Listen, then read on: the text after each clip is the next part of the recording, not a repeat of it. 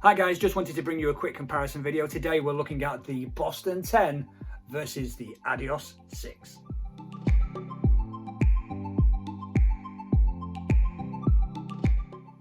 Hi guys, once again, if it is your first trip here, thank you very much indeed for joining us. Please hit the subscribe button below. Don't forget to turn on the bell notification so you find out every time I upload new running videos. And more importantly, can you please make sure you give this video a like. Give us a thumbs up, it will help the channel immensely. So in the last couple of weeks, Adidas have brought out quite a few new running shoes. We're going to have a look at a pair of them today. It's the Boston 10, the much anticipated Boston 10, and the Adios 6. As always, these are just my opinions, these are my thoughts, and I will say this straight from the off. I really do like the Light Strike midsole. I've liked it since I came across it last year with the RC2, and it's been my favourite. And the Adios Pro, the original Adios Pro, is now my race shoe. So a little bit of a caveat there. I do like the Light Strike, okay? I know a lot of people don't, but I do. And also, all these shoes that we're talking about have been purchased with my own money, so not getting paid for this at all by anybody. These are just my thoughts and what I think about these shoes.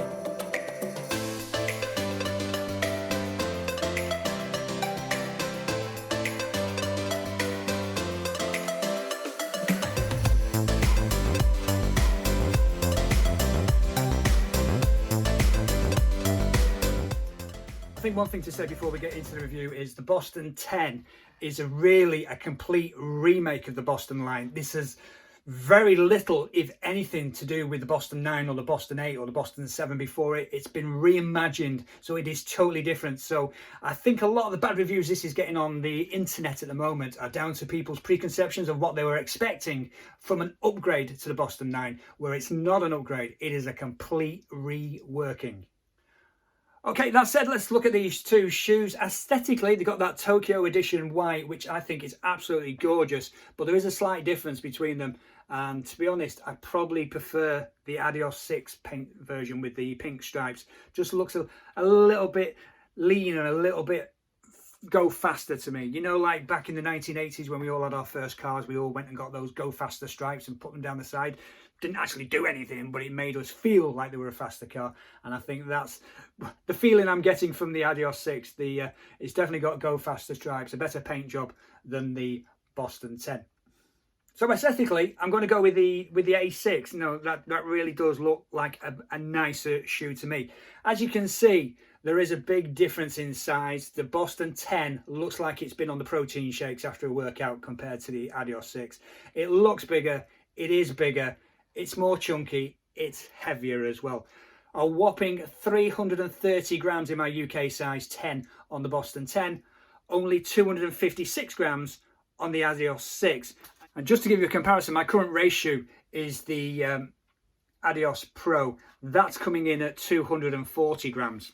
So as you can see, the Boston 10 is 90 grams heavier than the Adios Pro original edition. But saying all that, if you do want a light Adidas shoe, go for the RC2. They're only 220 grams. But that's another story. You can see the video I did on that shoe last year if you check out my channel, or follow the link in the top of the video somewhere. Now, some of that chunkiness isn't all down to the weight. It's the size of the stack, okay? This has got an 8.5mm drop. This has got an 8mm drop. So the heel to toe drop in both shoes is roughly the same. Now, the difference is the stack height here on this one is 39.5 millimeters. Here on the Adios 6, it's only 27 millimeters. So much more stack height in the Boston 10. We'll come to that in a moment. But first of all, let's have a look at the uppers. You've got a single mesh upper in the A6. You can possibly see that in the video there. And if you wish to shine a torch in there, you can see through it quite a lot. Very breathable. On the Boston 10, it's a thicker material. It's not a single, so it could even be a double layer. Still breathable, don't get me wrong, it's still breathable, but it does actually look and feel a lot thicker than the Adios 6. Lacing wise, lacing closures are pretty similar. Both got gusseted tongues. As I've shown you on my Boston 10 video, the tongue is stitched in quite near the top, which is good. Great lockdown feel in the B10, great lockdown feel in the A6 as well. Comfort wise, both have got padded tongues, they've both got padded heels, very similar, and I think if I push them both in, yeah, they're both quite firm at the back around the heel as well. In fact, the heel enclosure on both of them is pretty similar, and I think they've used the same design on them. So yeah, they're pretty similar in that respect. One thing I forgot to mention is price. On the Adidas website, the Adios 6 is £110. The Boston 10 is £130. Good luck finding any of these. They seem to have sold out really quickly. There are only certain sizes left in the Adios 6. Now, one of the major differences between these two is when this was released, you could get a discount on it straight away, and I managed to pick up these for only £80. So that was an absolutely fantastic value. The Boston 10s, when they've come out, they're £130 or £130. No discounts available on those at the moment, but who knows, in the future there may be. The midsole, they're both Light Strike. They've both got normal Light Strike, and they've both got Light Strike Pro, which is the nitrogen infused version. And if you can see, it's just a slither on the A6, just underneath the forefoot. But in the B10, you've got a full slab of the Pro with the regular Light Strike underneath. Now, they do give a different feel because of that, but there's also a different feeling because in the B10, obviously, you've got at the back of the heel, you've got that carbon plate, parts carbon plate. And if you look underneath, you can see 3 of the energy rods in the forefoot. Now, the energy rods in the Boston 10 are carbon, but they are covered with plastic, okay? In the new Adios Pro 2, they are fully carbon, but in the B10, they are carbon energy rods, but they are covered in plastic.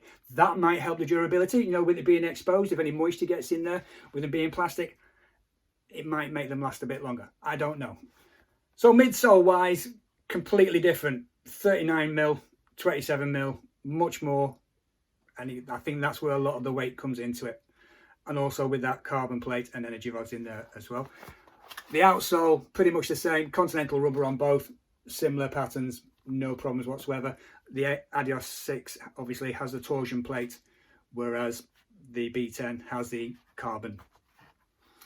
So as I mentioned earlier on, these both basically have the same job. They're both those long distance shoes, half marathon, long runs and marathon race shoes. Now they both can be used as race shoes, though a lot of people are saying, well, it's too heavy for a race shoe.